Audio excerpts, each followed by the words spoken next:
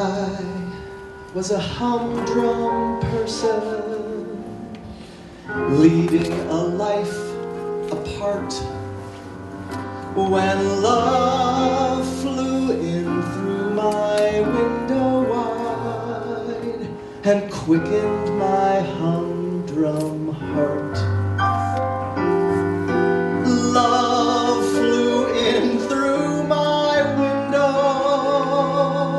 I was so happy then. But after love had stayed a little while, love flew out again. What is this thing called love? This funny thing called love. Just who can solve its mysteries? Why should it make a fool of me? I saw you there one wonderful day. You took my heart and you threw it away. That's why I asked the Lord in heaven above, what is this thing called love?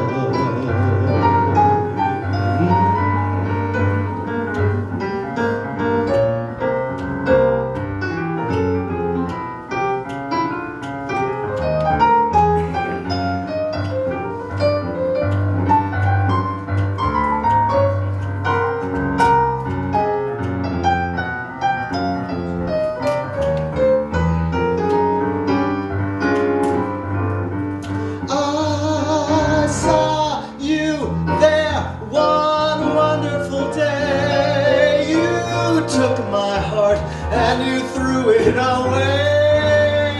That's why I ask the Lord in heaven above, what is this thing called love?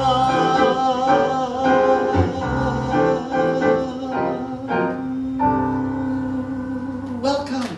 Come on in. We've got seats over here on the side. We've got seats down front. Oh, great. Welcome. Thanks for coming for music. We need to pass all this music along to the next generation. You might be the most important person in the house. Thank you for coming out. Thank you all for coming out on this yet another storm about to arrive day where the barometric pressure is saying, stay home in your burrow, stay home in your burrow.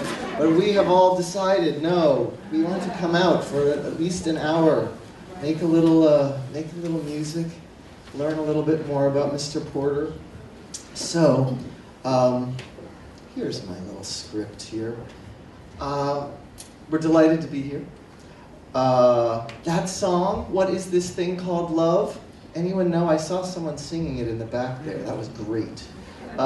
Anyone know what it came from? It's a kind of an obscure ColePorter show. It was a show called Wake Up and Dream that actually started in London. Most of his shows started in New York, but this one started in London. It was very successful. It was a review, and it moved to New York in December of 1929, which, as you can imagine, was not a very good time to be starting a show when the stock market had crashed 2 months earlier.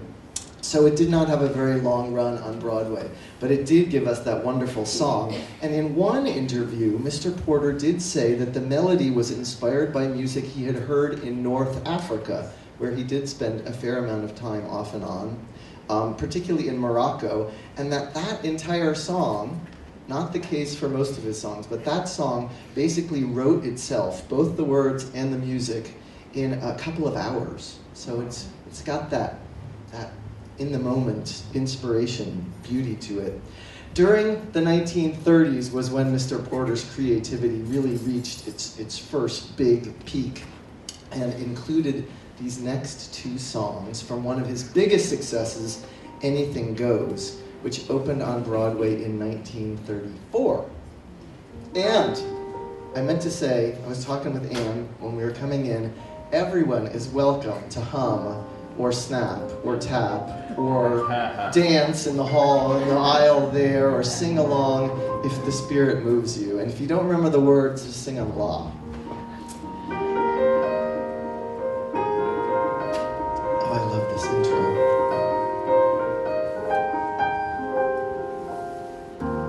My story is much too sad to be told, for practically everything leaves me totally cold.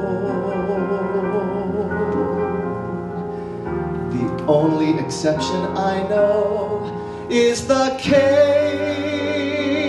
when I'm out on a quiet spree, fighting vainly the old ennui, and I suddenly turn and see your fabulous face.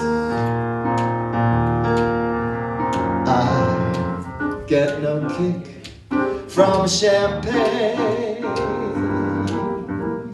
mere alcohol does not thrill me at all. So tell me, why should it be true? Everyone knows this next part.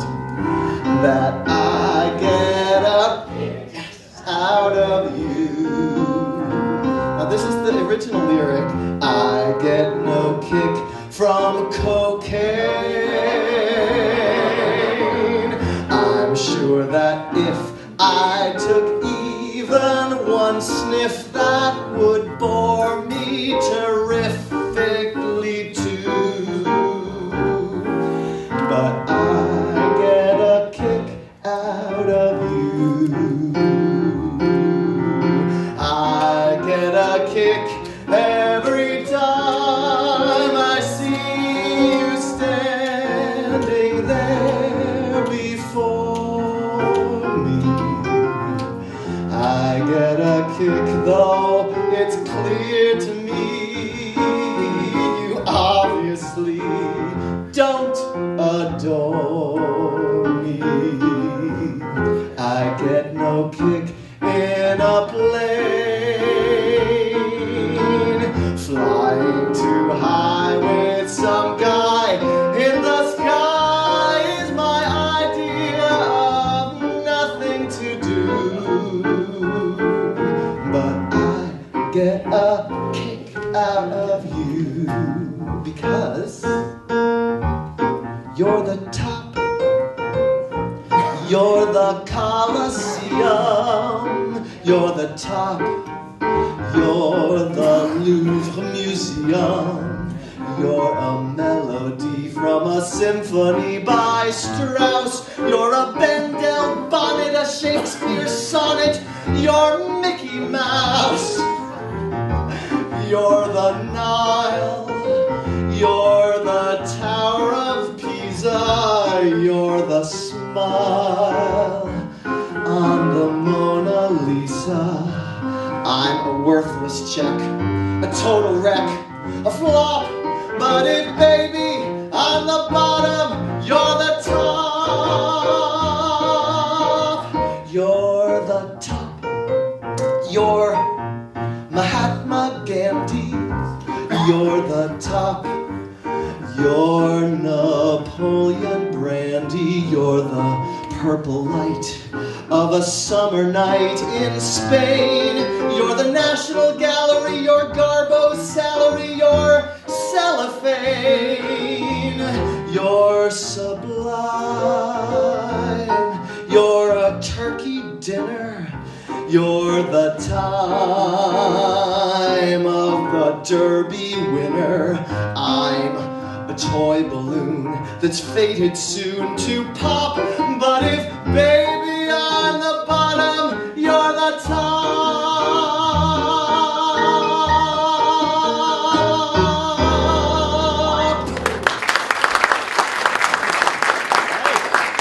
Aren't they the best lyrics? Thank you. Thank you. just an extraordinary craftsman. And his songs, he was famous for, that is what most of you I'm sure know is called a list song, where you just list. And apparently the idea for that came when he was living in Paris, and he and some of his friends were hanging out at lunch, and it started as sort of a game, a lunch game, which he then fleshed out and turned into that wonderful song. And they're such a snapshot of what was going on at the time then. Mahatma Gandhi, Garbo's salary, cellophane. It also inspired, at the time, thousands of people all over the country, apparently, to write their own versions and send them in to newspapers. And apparently, one of ColePorter's best friends, who also happened to be an extraordinary songwriter who wrote both the words and the music, Irving Berlin, wrote an X-rated version, which has not appeared in any of the biographies that I found, but I'm sure it's out there somewhere. Our next two songs take us to Hollywood and the 1936 film Born to Dance. The first song was actually written for Anything Goes, but it was cut, as I'm sure most of you know. In a Broadway show, they could write 20, 25 songs, of which 15 might survive. So they recycled it, as often happens. When you had something good and it didn't quite fit someplace, you held on to it in your proverbial chest, song chest. And so this got recycled for Born to Dance, where it was sung by none other than Jimmy Stewart. I don't think of him as being a singer, but he does, if you look this up on YouTube, sing it rather sweetly.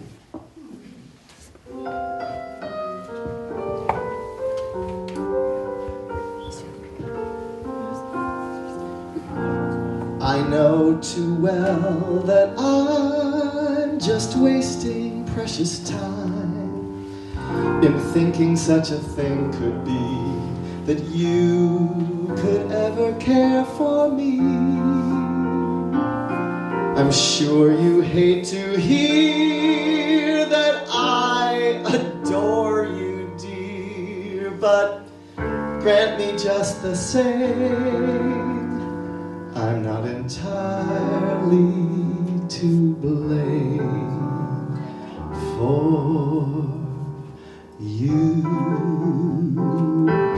be so easy to love, so easy to idolize, all others above, so worth the yearning for, so swell to keep every home fire burning for.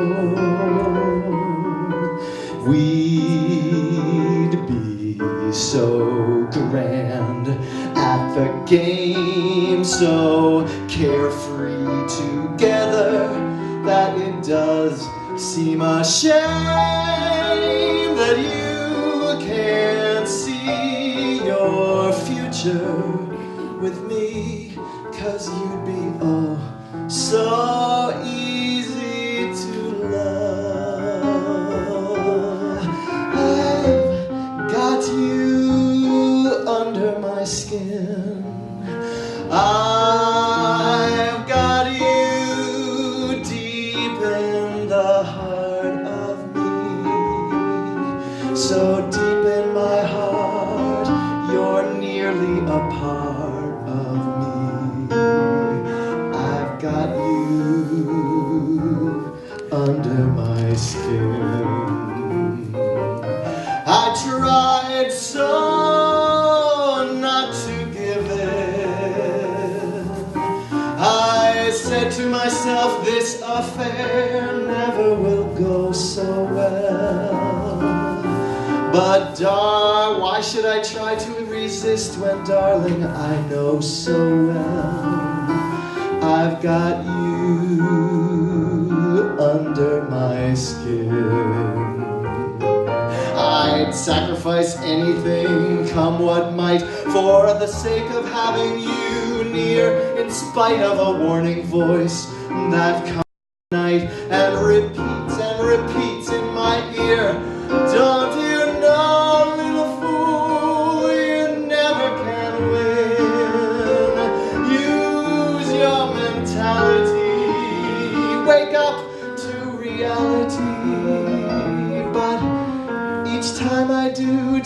the thought of you makes me stop before I begin.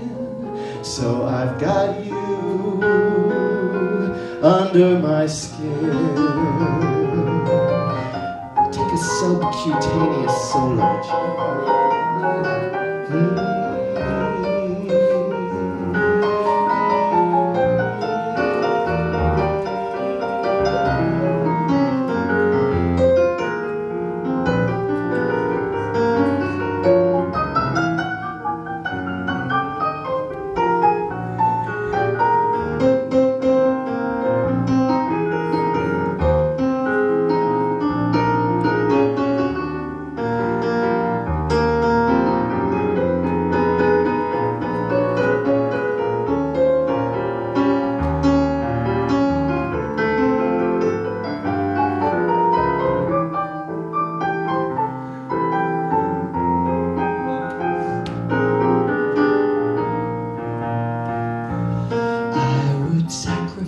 Anything, come what might, for the sake of having you near, in spite of that warning voice that comes in the night and repeats in my ear. Don't you know, little fool, you never can win. Use your mentality, wake up to reality. But each time I do, just the thought of you makes me stop before I begin.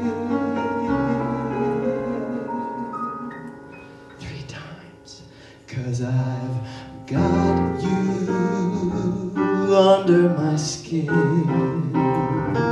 Yes, I've got you under my skin. One more time. Oh, I've got you under my skin.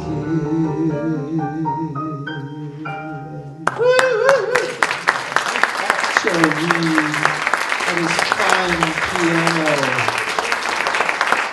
Thank you. Today is all about love, and you can tell we love these songs, and I can see many of you are well acquainted with them.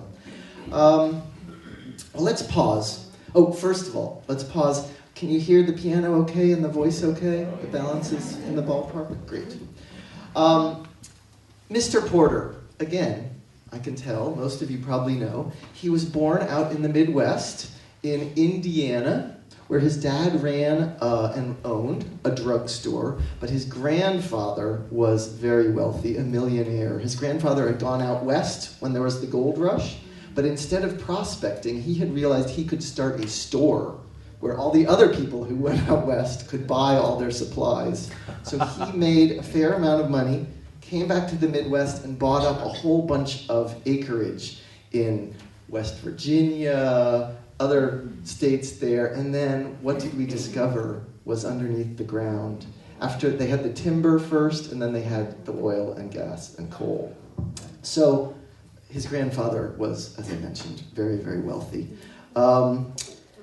He and his mom had 2 children who died before Cole was born, so you can imagine he was extremely beloved and very spoiled by his mother in particular when he came along. His mother made sure that he studied, if you can imagine this, both the violin and the piano, and he got lessons in French, ballroom dancing, and etiquette. So you can see, even though they were out there in Peru, Indiana, she wanted her son to be able to comport himself in different strata of society. His grandfather, of course, was hoping that Cole would grow up, become a lawyer, and help run their businesses. But Cole and his mother clearly had other plans from early on. And during the course of his lifetime, I was delighted to learn, when I was reading about him, he had many, many connections to Massachusetts. So he was sent to Worcester Academy, to a prep school when he was in high school. He arrived apparently with a lot of clothes and his own upright piano. And then he studied law at Harvard for kind of a semester and a half before he transferred over to music. But as some of you know, the law school and the music area are right near each other. He lived apparently right off of Brattle Street in a house he shared there with some friends. And then near the end of his life, he and his wife Linda bought a house which Linda completely renovated out in Williams, out in the far Williamstown, the far corner of Massachusetts. And most obviously, he was in Boston on a regular basis because Boston was one of the favorite cities for people to try out their musical on the way to Broadway. So that same year, 1936, that he was writing or rewriting those songs for Born to Dance, he was also working on songs for a new musical in New York, which ended up starring, I love this trio, Ethel Merman, she was one of his muses, Jimmy Durante, and Bob Hope, when he was a hoofer. And apparently they had this dispute about who was going to get top billing. And so if you ever see a poster, you'll see they put them at crisscrosses. They solved it by making this crisscross layout because billing was very important for some of them, apparently. And it tried out, it previewed in Boston, October 7th, 1936. And I love thinking that we Boston, New England area audiences were often the first to hear these great songs. Oh yeah, let's definitely do the verse. I feel a sudden urge to sing the kind of ditty that evokes the spring. So control your desire to curse at all the snow while I crucify this verse which I barely know.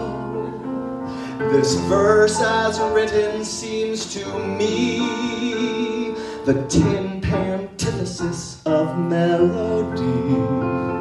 So to spare you all some pain, we'll skip the darn thing, just sing the refrain.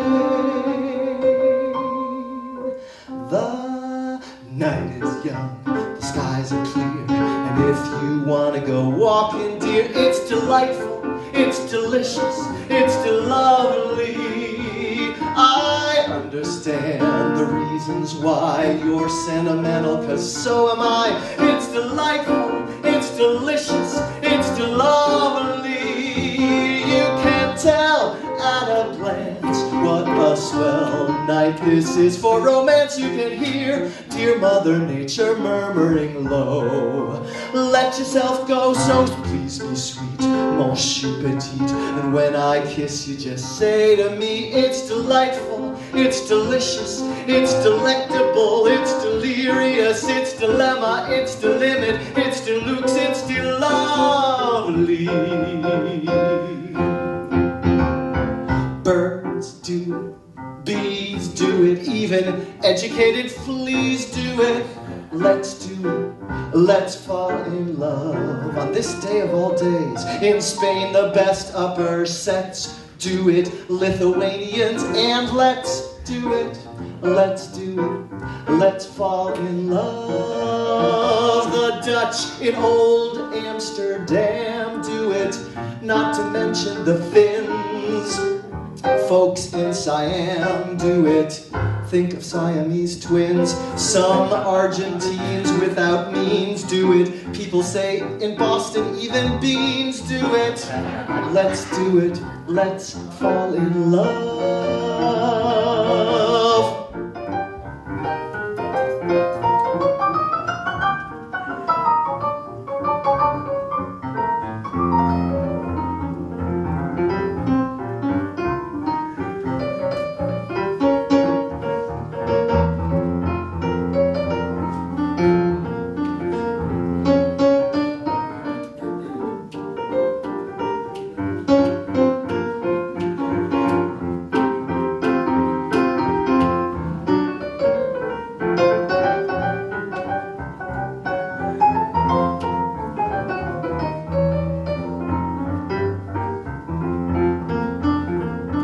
Romantic sponges, they say do it. Oysters down in Oyster Bay do it. Let's do it, let's fall in love. Cold Cape Cod clams against their wish, do it. Even lazy jellyfish, do it. Let's do it. Let's fall in love. Electric eels, I might add, do it. Though it shocks them, I know. Why ask if shad, do it. Waiter, bring me shad roe. In shallow shoals, English souls, do it. Goldfish in the privacy of bowls, do it. Let's do it. Let's fall in. Let's do it. Let's fall in. Let's do it. Let's fall in love.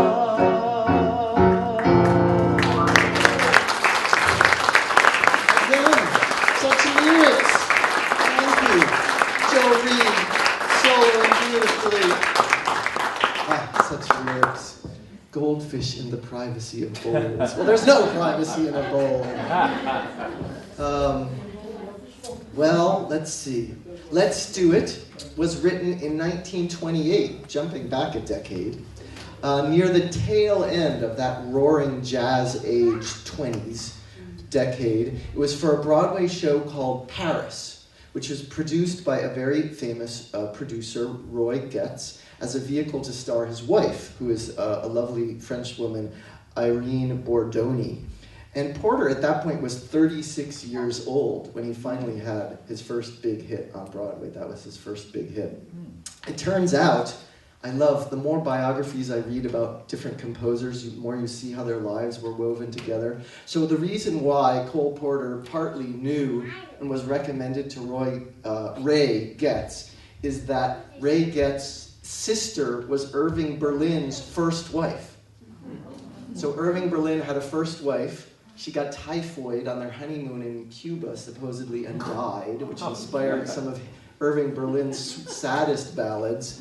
And then ColePorter's wife, Linda, had dated Irving Berlin's second wife's dad. So they were like all woven together. And so that was partly how Irving Berlin could recommend to his former brother-in-law, hey, this guy ColePorter, he's been living in Europe for a decade, but his songs are great. And he loves Paris. He has a house in Paris. So he was 36 when he had his first big Broadway hit. One of my favorite ColePorter songs was written 11 years later, kind of jumping around decade to decade. This is 1939 for a Broadway musical called Du Barry Was a Lady, which starred, again, his muse, Ethel Merman, this time with Bert Lahr, who most of us know as the Cowardly Lion from The Wizard of Oz, which must have been, right around that. He must have done this after he did The Wizard of Oz, because that came out in 1939. And Betty Grable, and a guy who I guess was very popular on Broadway, but didn't make it into the movies, Ronald Graham. So I just love this ballad.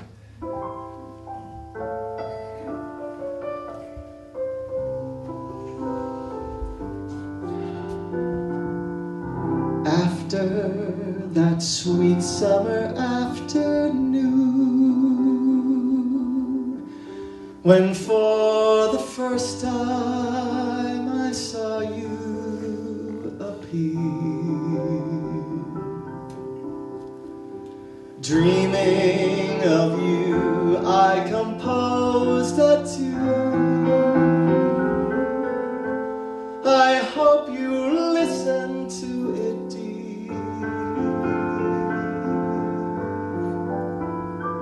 Do I love you? Do I? Doesn't one and one make two? Do I love you? Do I? Does July need a sky of blue? Would I miss you? Would I, if you ever should go away? If the sun should desert the day, what would life be? Will I leave you? Never. Could the ocean leave the shore, will I worship you forever? Is it heaven forevermore? Do I love you? Do I? Oh my dear, it's so easy to see. Don't you know that I do? Don't I show you I do? Just as you love me.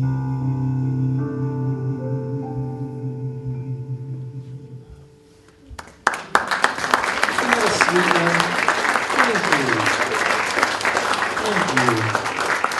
And again, the craftsmanship. He puts just the right words to just the right syllables to just the right notes. You get to go, do I? It like practically sings itself. Because, of course, most of these songs were written before electricity really invaded popular Broadway music. And so Ethel Merman had to know where the sweet spot was on the stage and be able to wah out to the top balcony. And the very good songwriters knew this and crafted their songs accordingly. So music, as you could hear, was always a part of Mr. Porter's life, starting with those piano and violin lessons, which he apparently did not like. I mentioned he brought his own upright piano to prep school, which is where he started writing songs, mostly parodies. Like he'd take the popular songs of the day and write his own lyrics about his classmates or his professors. And then he went on to Yale, and he wrote hundreds of songs there. In fact, I think there's a couple of his football songs, ColePorter football songs, ironic of all things, still being sung there today. Rah, Rah, Bulldog, I think is one. Bulldog, Bulldog, Eli Yale. He wrote 4 complete musicals, so 2 per year, when he was a junior and again as a senior, which were apparently very well received and even traveled around to different Yale clubs around the Midwest and down to the South. And his songwriting and performing, he would always write one song for himself to do at the piano as a solo, were very much praised. So then when he moved on from Yale to Harvard Law School, he continued to write shows for his undergrad buddies, who are still back in New Haven. And near the end of his time at Harvard, after about a semester, apparently the dean of the law school came to him and had a conversation about how it maybe wasn't such a good fit and that he should indeed transfer over to the music department, which he did, but he did not tell his grandfather as long as he could. His mother was kind of running interference for him at this point. He started working on his first Broadway musical, and it was called See America First. So, much to Mr. Porter's disappointment, it was not a big success. It was produced on Broadway, so there he is, sort of fresh out of undergraduate, a year or so in Cambridge, and then he has this Broadway musical mounted, a flop. He shortly thereafter moved to Paris. World War I was brewing. He went over there. He did not work with the French Foreign Legion, apparently, as he once said, or his press agent said for him. But he did volunteer with different organizations there, nonprofit organizations that were helping in different ways with the war effort. And of course, that was about when Prohibition was coming in, so a lot of people, as you may recall, moved over to Europe in order to live a different life than was going on here. So, as I mentioned, he was tutored in French as a child, so that made his moving to France smoother. And that was where he met his wife, a much older woman who was a divorcee at the time. She had had an unhappy marriage to a guy who had a lot of money from a newspaper family. He apparently was a kind of abusive husband, so she got out, and she got out with a couple of $1 million, which in the 1910s was a huge amount of money. And they met at a mutual friend's wedding at the Ritz Hotel, apparently, in France. And they ended up marrying and traveling all around Europe and North Africa during the 20s. And they had a house in Paris, but then they had so much resources that they could rent entire palazzos in Venice, those amazing palaces that are along the canals. They would rent an entire palazzo for the summer. And that was where he wrote this next song, just to entertain his friends. It was originally called The Scampi, and it got rewritten later on as The Tale of the Oyster.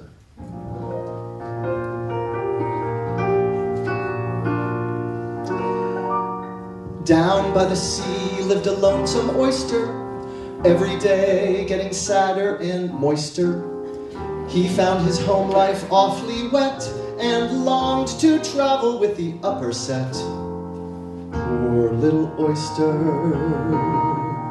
But fate was kind to that oyster. We know one day the chef from the park casino saw that oyster lying there and said, "I'll put you on my bill of fare."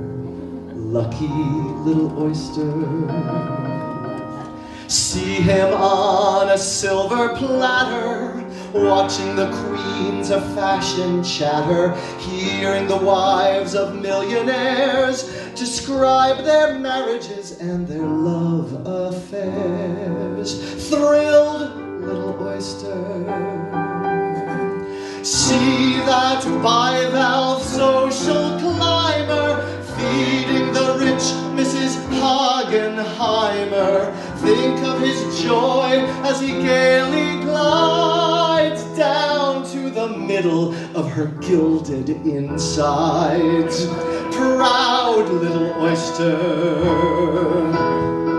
After lunch, Mrs. H complains and says to her hostess, "I've got such pains. I came to town on my yacht today. Now I think I'd better hurry back to Oyster Bay." Scared little oyster. Off they go through the troubled tide, the yacht rolling madly from side to side. They're tossed about till that brave young oyster finds that it's time he must quit his cloister. Up comes the oyster. Back once more where he started from, he murmured, "I haven't a single qualm, for I've had a taste of society, and society like the beat, beat, beat of the tom-tom when the jungle shadows fall, like the tick-tick-tock of the stately clock as it stands against the wall, like the drip, drip, drip of the raindrops when the summer shower is through. So a voice within me keeps repeating, you, night and day. You are the one, only you beneath the moon and under the sun.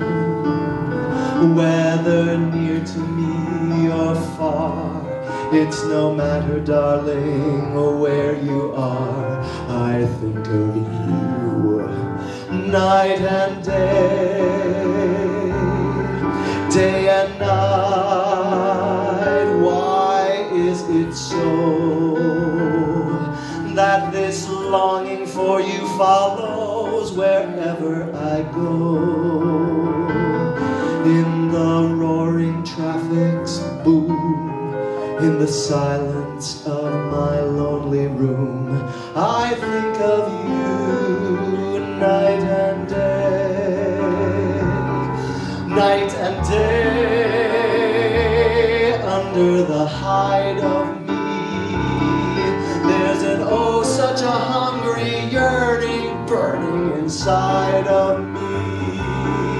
And its torment won't be through till you let me spend my life making love to you day and night, night and day.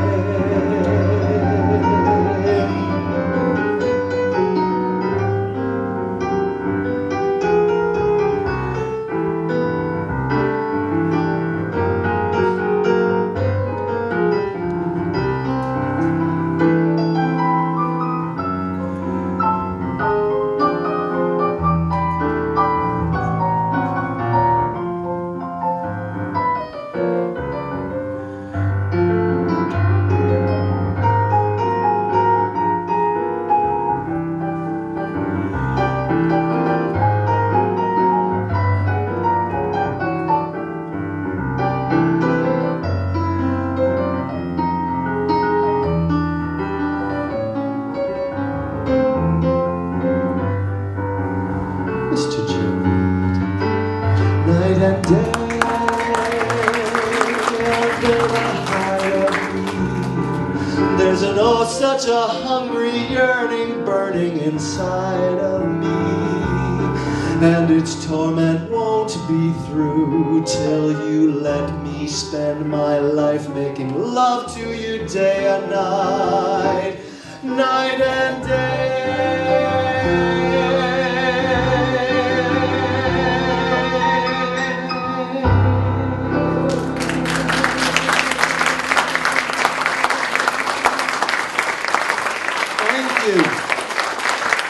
Thank Irving Berlin.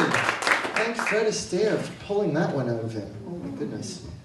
Well, our next two songs are from Mr. Porter's hit shows 50 Million Frenchmen, another song about France, and Jubilee. We don't remember the shows very well, but thank goodness these songs have survived.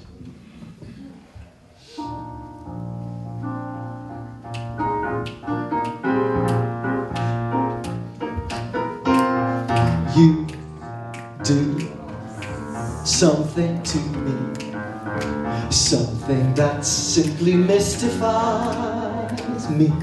Tell me, why should it be you have the power to hypnotize me? Let me live neath your spell, do that voodoo that you do so well, so you do something to me that nobody else could do.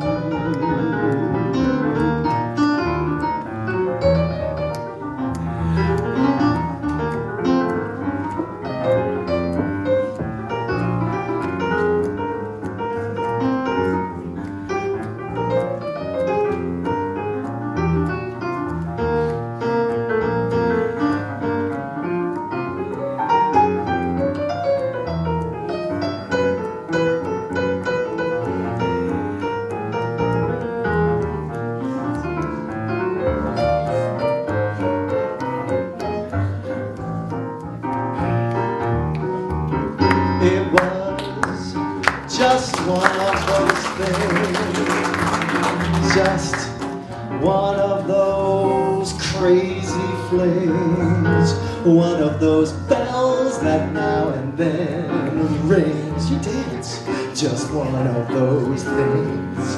It was just one of those nights, just one of those fabulous flights, a trip to the moon on gossamer wings, just one of those things. If we thought of it at the end of it, when we started painting the town, we'd have been aware, yeah, that our love affair was too hot not to cool down. So goodbye, dear, and amen. Here's hoping we meet now and then. It was great fun, but it was just fun. It was great fun, but it was just fun. It was great fun, but it was just one Yeah, yeah.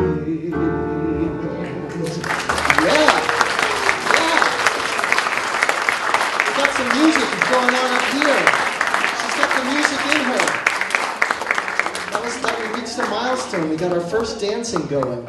So that's the beginning. There's room back there for the rest of you. The spirit moves you too. I love that you're dancing. Thank you. Okay, just in case the electricity goes off, I'm going to keep talking faster and faster.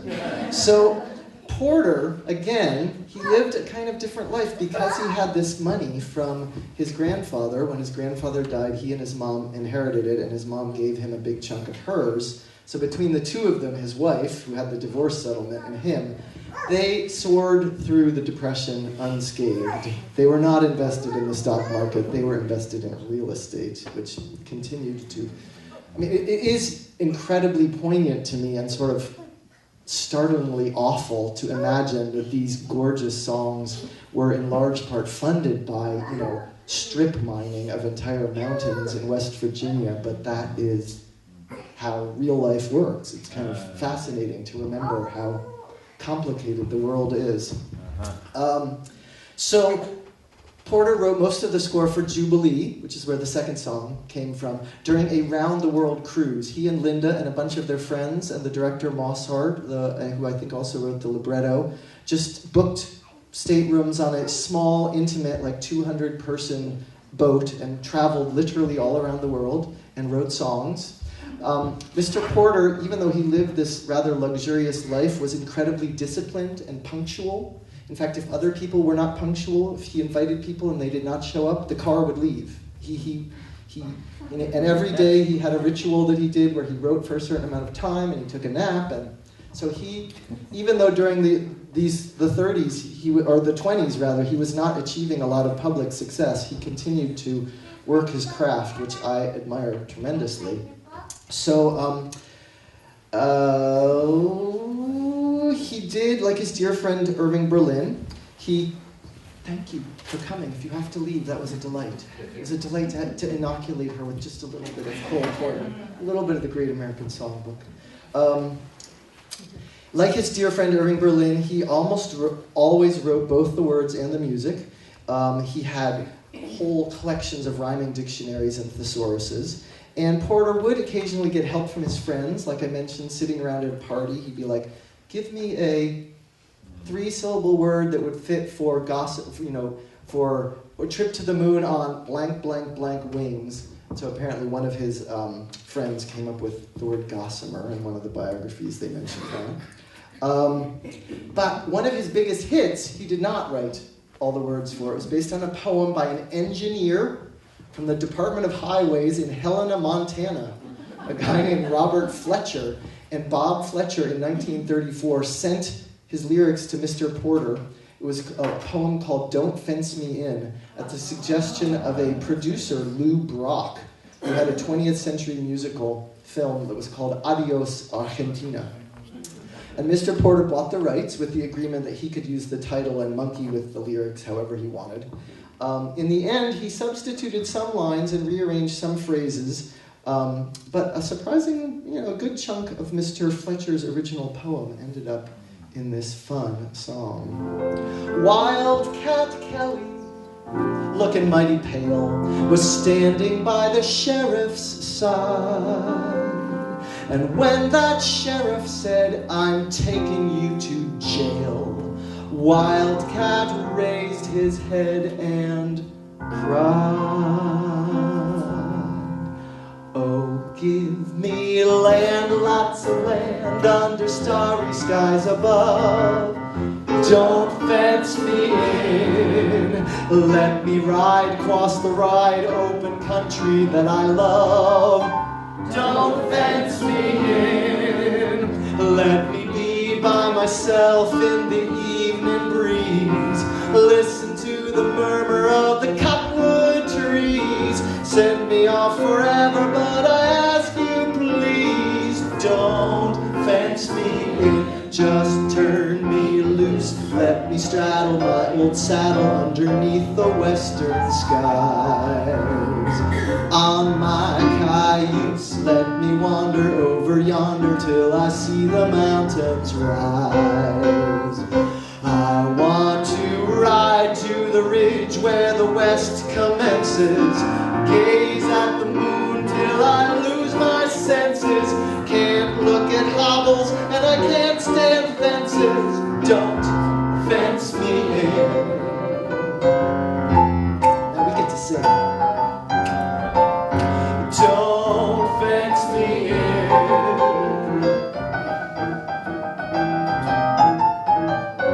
Don't fence me in.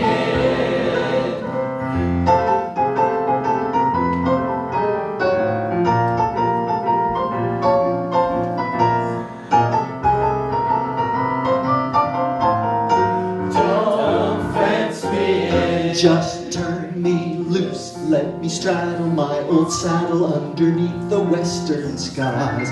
On my cayuse, on my cayuse, let me wander over yonder till I see the mountains rise. I want to ride to the ridge where the west commences, gaze at the moon till I lose my senses. Can't look at hobbles and I can't stand fences. Don't fence me in. Don't fence me in. Don't fence me in.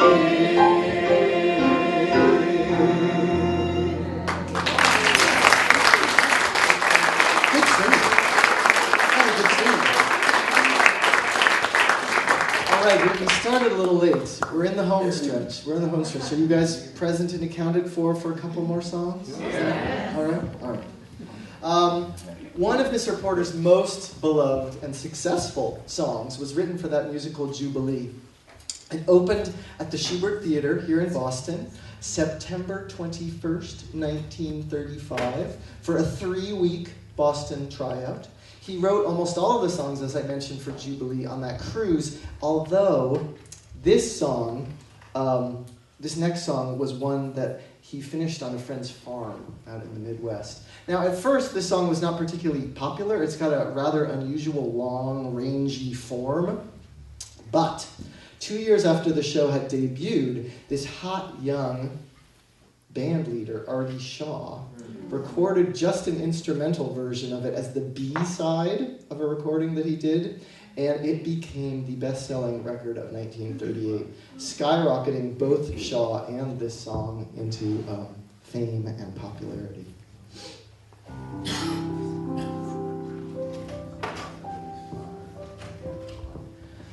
When they begin the beginning, it brings back a sound of music so tender. It brings back a night of tropical splendor. It brings back a memory evergreen. I'm with you once more under the stars, and down by the shore an orchestra's playing,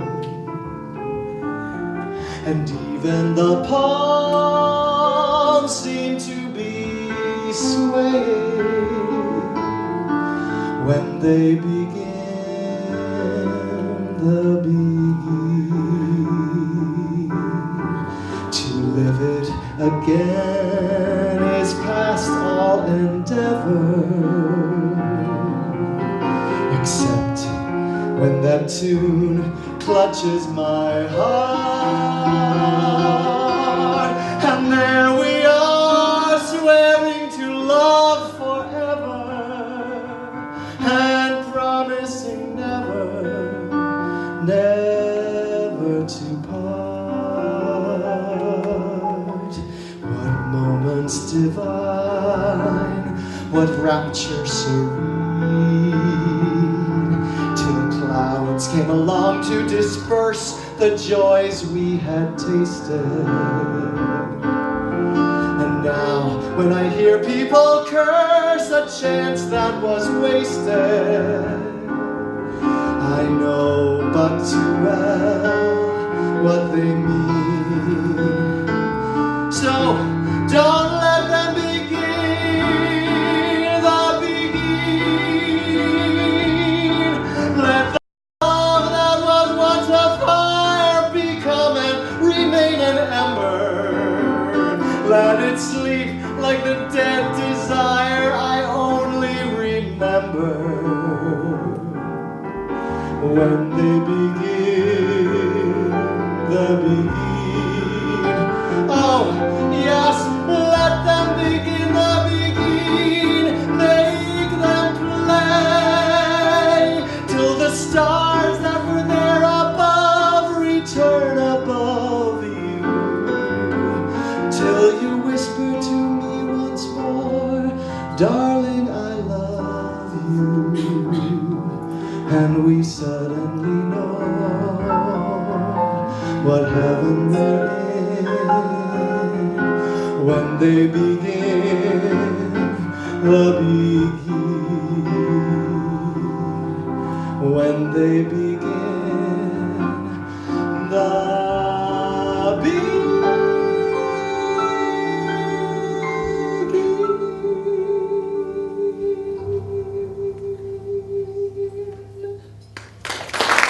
We're getting a little carried away there. Thank you.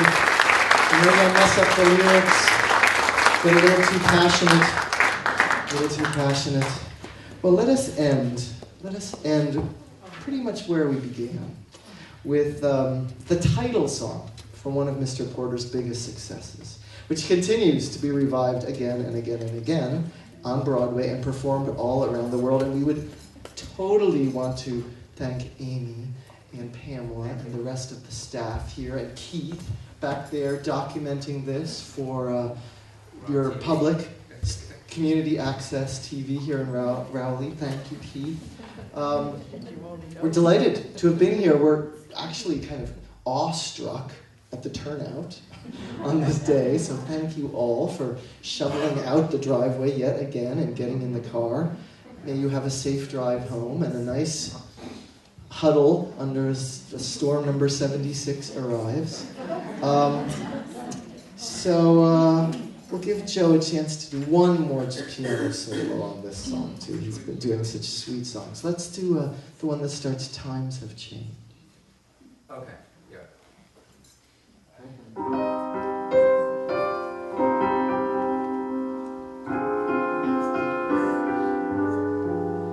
Times have changed, and we've often rewound the clock since the Puritans got a shock when they landed on Plymouth Rock. If today any shock they should try to stem, instead of landing on Plymouth Rock should land on them. In olden days, a glimpse of stocking was looked on as something shocking. Now heaven knows, anything goes. Good authors too, who once knew better words, now only use four-letter words, writing prose. Anything goes. The world has gone mad today, and good's bad today, black's white today, day's night today. Most guys today that women prize today are just silly gigolos. And though I'm not a great romancer, I hope that you're bound to answer when I propose. Anything goes. Let's give him a proper round of applause now.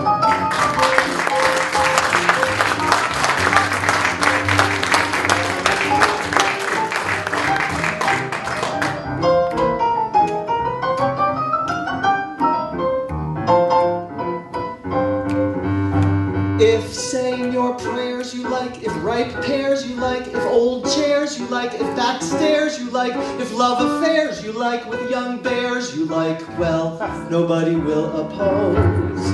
When grandmama, whose age is 80 at nightclubs, is getting matey with gigolos,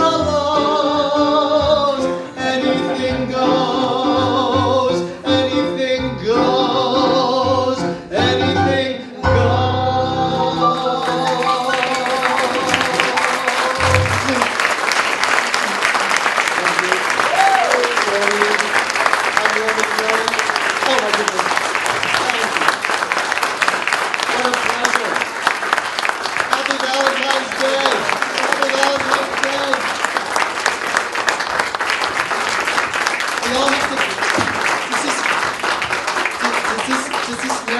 song, or should we all go home safely? All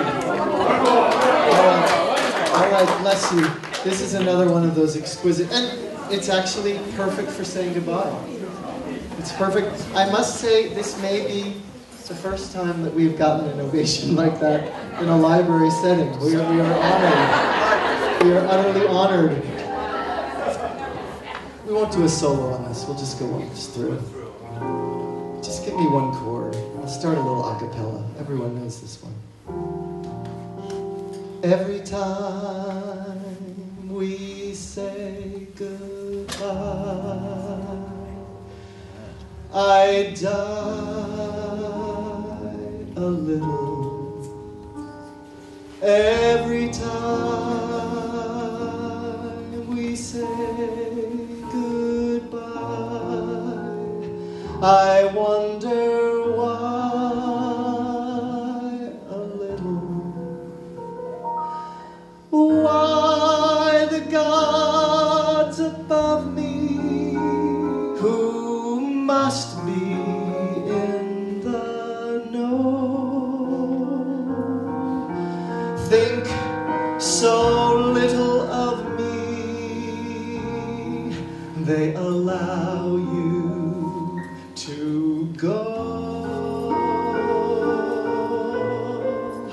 When you're near, there's such an air of spring about it.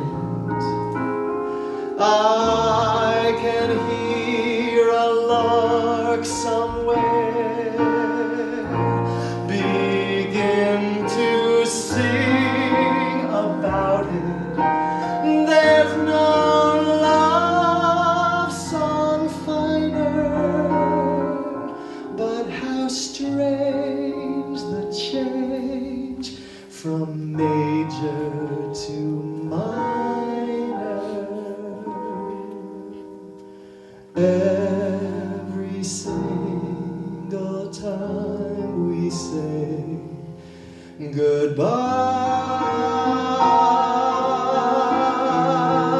goodbye, every single time we say goodbye.